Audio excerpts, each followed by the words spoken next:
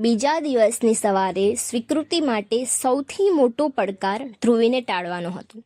કોલેજમાંથી નોટિસ મળ્યા પછી ધ્રુવીએ નક્કી કરેલું કે હવેથી રોજ સવારે એ સ્વીકૃતિને લેવા આવશે, પોતાની પાછળ બેસાડી અને કોલેજ લઈ જશે.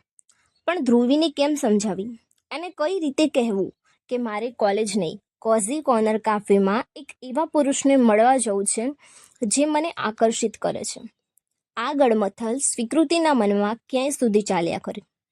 કશુંક નક્કી કર્યા પછી તેણે ધ્રુવીને ફોન કર્યો. હાય, તૈયાર થઈ ગઈ? બસ લેવા જાઉં છું થોડી વારમાં, ધ્રુવીએ કહ્યું. સાંભળને. પછી એક લાંબો વિરામ લઈને સ્વીકૃતિએ કહ્યું, હું હમણાં કોલેજ નહીં આવી શકું. કેમ? ગઈકાલે તને નોટિસ મળશે. તું હજુ બંક મારીશ તો કોલેજ ઓથોરિટીઝ વધારે કડક પગલાં લેશે. પ્રોબ્લેમ શું છે? મમ્મીની તબિયત સારી નથી. સ્વીકૃતિએ પોતાનું પૂર્વયોજિત બહાનું ધરી દીધું. ઓહ, શું થયું આંટીને? ઘૂંટણની તકલીફ. બિલકુલ ચાલી શકતી નથી. ઘરમાં બધું મારે જ કરવું પડે છે. આ વાત તે ગઈકાલે ડીનસરને ન કરી? ન બોલી શકી. સારું, એક કામ કર, તું આંટીનું ધ્યાન રાખ.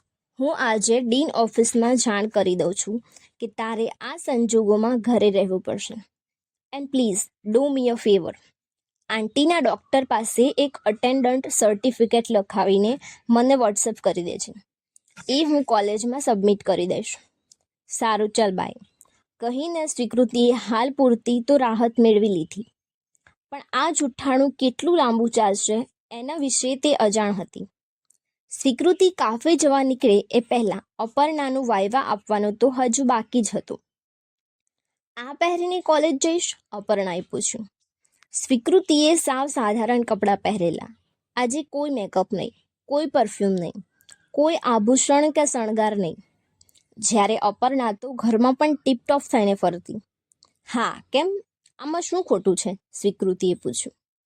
સુંદરતા સ્ત્રીનું ઘરેણું છે બેટા. થોડી સુંદર લાગવાનો પ્રયત્ન કરીશ તો મૂલ્ય વધશે તારું. જેવી છું એવી ઠીક નથી? વૃક્ષ ફૂલોનો શણગાર કરે છે, આકાશ તારાનો, દરિયાકાંઠે છીપ અને શંખલા એને સજાવે છે. સંધ્યાના રંગો એ આભનું મેકઅપ છે. તો મનુષ્ય એમાંથી બાકાત. એ સંધ્યાના રંગો સિવાય શું આભની પોતાની કોઈ ઓળખ નથી? કેમ દર વખતે આપણે મેકઅપ કરેલા આભને જ યાદ કરીએ છીએ? કોઈને ખુલ્લું આકાશ ગમતું હોય તો? હવે તું દરેક વાતમાં જીભાજોડી કરે છે. તારે જે કરવું હોય તે કર. આને જીભાજોડી નહીં, ચર્ચા કહેવાય મમ્મી. Academic discussion. એકેડેમિક ડિસ્કશનના ચક્કરમાં એ ન ભૂલી જતી કે તું એક સ્ત્રી છે. જો મેલ અટેન્શન નહીં મળે તો યોગ્ય સાથી નહીં મળે. આ સાંભળીને સ્વીકૃતિના જખમ પર મીઠું રેડાયું. અજાણતામાં અપર્ણાએ દુખતી રગ પર પગ મૂકી દીધો. હું કોલેજમાં છોકરા પટાવવા નથી જતી. આંસુ કંટ્રોલ કરીને સ્વીકૃતિએ કહ્યું. તારે પટાવવાના ન હોય, તારે તો આકર્ષિત કરવાના હોય. જો યોગ્ય સમયે યોગ્ય પાત્ર નહીં મળે તો આજીવન એકલતાનો ભાર લઈને ફર્યા કરીશ. શું અન્યને આકર્ષિત કરવા એ જ મારું લક્ષ્ય છે? મેડિકલ કોલેજમાં છે. કાલ સવારે ડૉક્ટર બનીશ તો તારી સાથે શોભે એવો કોઈ ટોલ, ડાર્ક, હેન્ડસમ ડૉક્ટર પણ જોઈશે ને? સ્વીકૃતિએ કોઈ વિચારમાં ખોવાઈ ગઈ. અપર્ણા સાથે વાત કરીને તેની અસલામતી વધતી જતી હતી. તેને પોતાની જાત વધુ નિમ્ન અને નિરર્થક લાગવા લાગી. આગળ કશું જ બોલ્યા વગર સ્વીકૃતિએ કહી દીધું, હું જાઉં છું. ખાલી હાથે જઈશ? બેગ ક્યાં છે તારી? અપર્ણાએ પૂછ્યું. અને ત્યારે સ્વીકૃતિને ખ્યાલ આવ્યો કે પોતાની સ્કાય બેગ તો એ ગઈકાલે કાફેમાં જ ભૂલી ગઈ હતી. કોલેજમાં ભૂલી ગઈ છું, લઈ લઈશ ત્યાંથી, એવું કહીને સ્વીકૃતિ ઘરેથી નીકળી ગઈ. સ્વીકૃતિ માટે તો મનના દરેક રસ્તા કોઝી કોર્નર કાફે તરફ જઈ રહ્યા હતા. જીવનના ધૂમ ધખતા તાપમાં અનિરુદ્ધ પાઠક સ્વરૂપે માંડ એને કોઈ છાંયો મળ્યો હતો. એક એવું સ્થળ જ્યાં બેસીને એને શીતળતા અને રાહતનો અનુભવ થાય. થોડા સમય પહેલાં અપર્ણાએ કહેલી વાત હજુએ તેના મન પર હતી. તેની સગર્ભા આંખો કોઈ પણ સમયે આંસુની પ્રસૂતિ કરી શકે તેમ હતી. તે ઉતાવળે કાફે પહોંચી ગઈ. કાફેના પેલા પરિચિત ખૂણામાં બેઠેલા અનિરુદ્ધ પાઠકને જોઈ સ્વીકૃતિના ચહેરા પર સ્મિત આવ્યું. અનિરુદ્ધ લેપટોપ પર કશુંક ટાઈપ કરી રહ્યું હતું. બધું ટેન્શન ભૂલીને સ્વીકૃતિ તેની પાસે પહોંચી ગઈ. ઢેંટણ કહીને સ્વીકૃતિએ પોતાની હાજરી નોંધાવી. લેપટોપમાં ખૂંપી ગયેલા અનિરુદ્ધે નજર સ્વીકૃતિ તરફ કરી. એક સરસ મજાનું સ્મિત આપ્યું અને પોતાનું લેપટોપ બંધ કરી દીધું. અનિરુદ્ધના માત્ર આટલા જ કૃત્યથી સ્વીકૃતિ પ્રભાવિત થઈ ગઈ. આપણને ધ્યાન આપવા માટે કોઈ પોતાનું કામ પડતું મૂકી દે, એનાથી શ્રેષ્ઠ બીજું કયું સન્માન હોઈ શકે? સ્વીકૃતિને અચાનક પોતાની જાત વોન્ટેડ લાગવા લાગી. શું કરતા હતા? સ્વીકૃતિએ પૂછ્યું. લેખક ધર્મ નિભાવતો હતો. જુઓ, મારી સમજણ તમારા જેટલી ઊંડી નથી, એટલે ક્યારેક તમારી વાતો મને બાઉન્સર જાય છે, કહીને સ્વીકૃતિ હસવા લાગી. લખતો તો અનિરુદ્ધે વાતને સરળ કરી આપી. એક પુસ્તક પર કામ કરું છું. વાવ, લવલી. કયું પુસ્તક? મારી આત્મકથા. ઇન્ટરેસ્ટિંગ. હું વાંચી શકું? આપીશ તને, સમય આવશે ત્યારે. કોલેજનું શું થયું? બહાનું મારી દીધું. આંખ મારીને સ્વીકૃતિએ કહ્યું. ગમતી જગ્યાએ આવવા માટે અણગમતા અને ઔપચારિક સ્થળનો ત્યાગ કરી દીધો. કોફી પીસ? ડ્રગ્સવાળી? કહીને અનિરુદ્ધ હસવા લાગ્યો. પીવડાવો પાઠક સાહેબ, ગમે તેવી નશીલી કોફી પીવડાવો, પણ જે કેફ તમારી વાતોનો છે એવી અસર નશીલા પદાર્થોમાં ક્યાં? કોફીનો ઓર્ડર આપીને અનિરુદ્ધે કહ્યું, તારામાં રહેલું સાહિત્ય ધીમે ધીમે બહાર આવતું જાય છે. ખોંખારો ખાઈને સ્વીકૃતિએ કહ્યું, સોબતની અસર છે. એટલું બોલીને તે એક ખડખડાટ હસવા લાગી.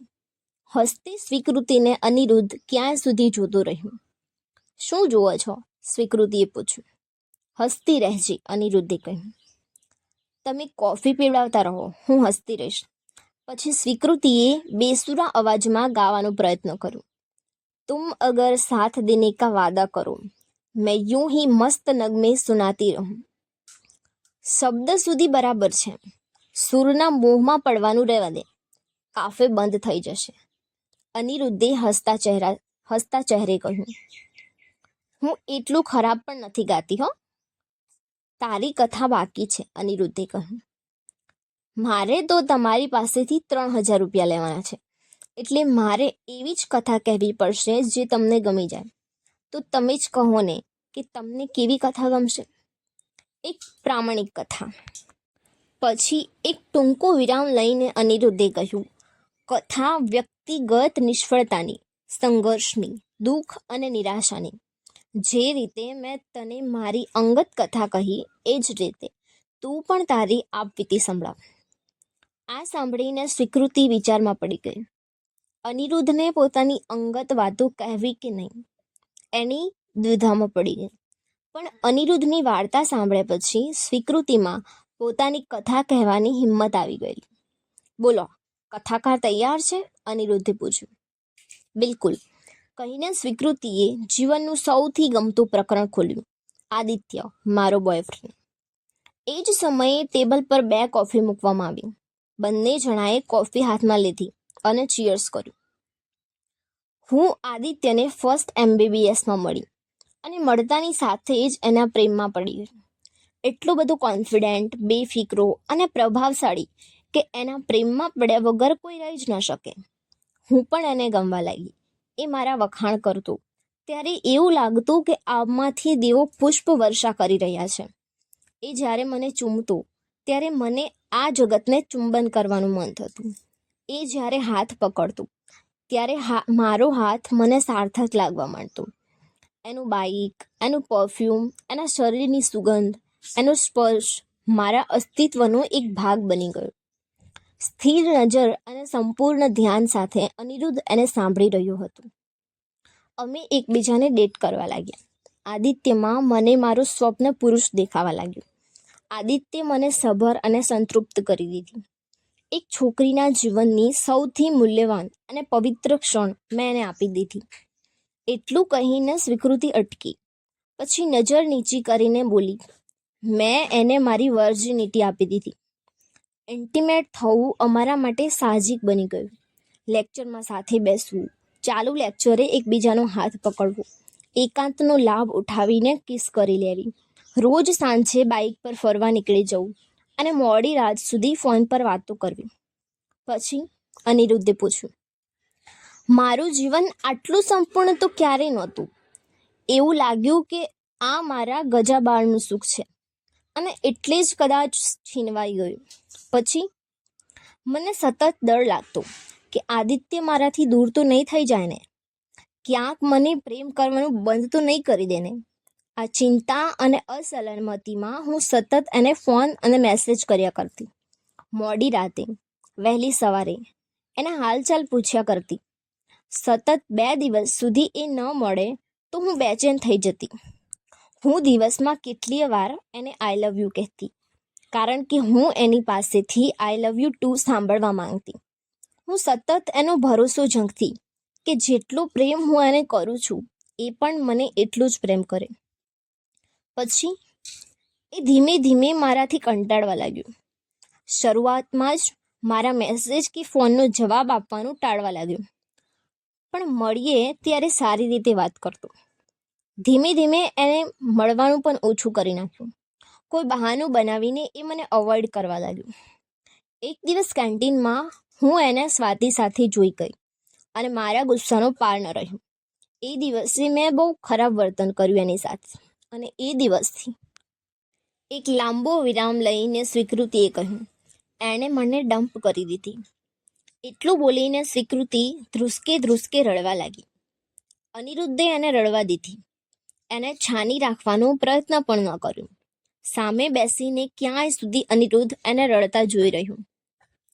થોડા સમય પછી સ્વીકૃતિ સ્વસ્થ થઈ. તેણે પોતાના આંસુ લૂછ્યા. એની સામે પાણીનો ગ્લાસ ધરતા અનિરુદ્ધ બોલ્યો, રડવાનું બાકી હોય તો હજુ રડી લે. શોક પાડવામાં કોઈ કચાશ ન રહેવી જોઈએ. પાણીનો ગ્લાસ હાથમાં લઈ સ્વીકૃતિ અનિરુદ્ધ સામે આશ્ચર્યચકિત નજરે જોતી રહી.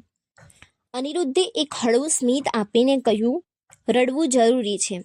પ્રિયજનની ખોટમાંથી ક્યારેક આપણે એટલે ઉભરી નથી શકતા કારણ કે આપણે પૂરતું રડ્યા નથી હોતા. જે દિવસે આ આંસુ સમાપ્ત થઈ જશે એ દિવસે તું એને ભૂલાવીને આગળ વધી જશે. પણ હજુએ એક આશા છે. એનું શું? આટલું બન્યા પછી પણ એવું લાગે છે કે એ મારી પાસે પાછો આવશે. એટલે જ આપણે ત્યાં અંતિમ વિધિનો રિવાજ છે. વિદાય પામેલા સ્વજનોની અંતિમ ક્રિયામાં ભાગ લીધા પછી એમની યાદ ચોક્કસ આવે છે, પણ એ પાછા ફરશે એવી મિથ્યા આશા નથી રહેતી. પછી પોતાની કોફીનો અંતિમ ઘૂંટડો ભરીને અનિરુદ્ધે કહ્યું, જ્યાં સુધી આશા રહે છે ત્યાં સુધી મૂવ ઓન શક્ય નથી. મૂવ ઓન કરવા માટે સ્વીકાર અને શોક જરૂરી છે. મેં પણ એવું જ નક્કી કર્યું હતું કે હું એને ભૂલાવી દઈશ અને એટલે જ મેં સુયશનો સંપર્ક કર્યો. સુયશ કોણ? અમારા જ ક્લાસમાં ભણતો એક હેન્ડસમ અને મસ્ક્યુલાઇન છોકરો. એ ઘણી બધી છોકરીઓનો સિક્રેટ ક્રશ છે. તારો પણ? આદિત્યના ગયા પછી મને અચાનક એનામાં ઇન્ટરેસ્ટ જાગ્યો. મને થયું કે જો સુયશને હું મારો બોયફ્રેન્ડ બનાવી લઈશ તો મારી ઉદાસી દૂર થઈ જશે, આદિત્યના બ્રેકઅપનું દુઃખ ઓછું થઈ જશે. એવું વિચારીને એક દિવસ મેં એને મેસેજ કર્યો. મને ખબર હતી કે એ મારામાં બહુ ઇન્ટરેસ્ટેડ નહોતો, પણ મારામાં રસ લેતો કરવા માટે મેં એની સામે એક એવી ઓફર મૂકી જે કોઈ પુરુષ ક્યારેય નકારી ન શકે. અને શું હતી એ ઓફર?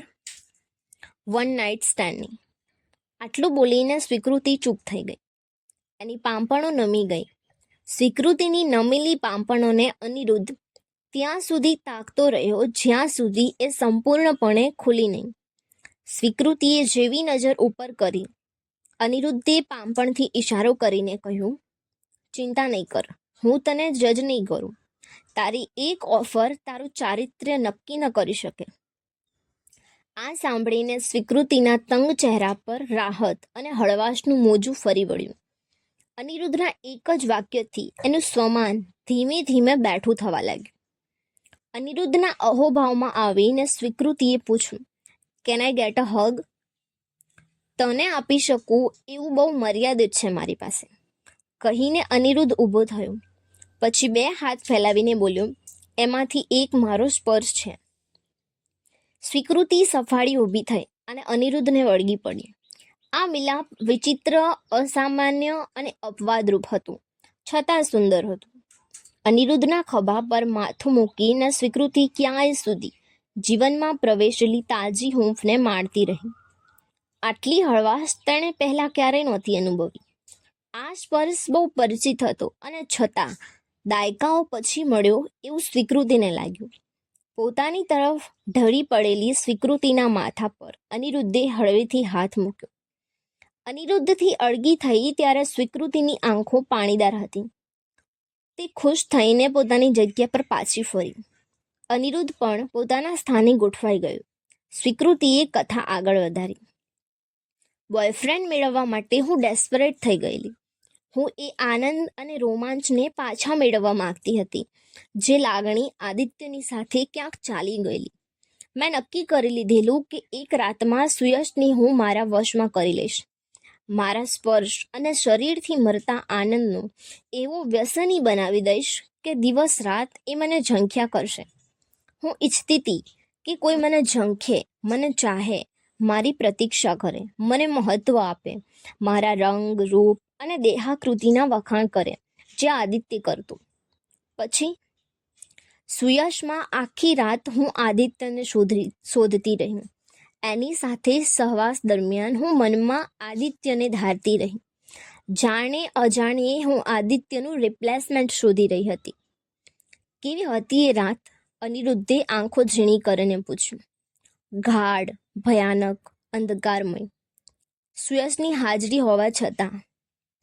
કદાચ એટલે જ સ્વીકૃતિની નજર કાફેની એક દિવાલ પર સ્થિર થઈ ગઈ. હું એવા સમયે સુયશની સાથે હતી, જે સમય મારે એકાંતમાં વિતાવવો જોઈતો હતો. એના સ્પર્શની મદદથી ખાલીપો ભરવાનો હું જેટલો વધારે પ્રયત્ન કરતી ગઈ, મારો ખાલીપો એટલો વધતો ગયો. એ પછીની સવાર કેવી હતી? મારા જીવનની સૌથી ગંદી, બિહામણી અને નિરાશાજનક સવાર. મારા નિમંત્રણને માન આપીને એ આવ્યો અને મારો સ્વૈચ્છિક બળાત્કાર કરીને ચાલ્યો ગયો.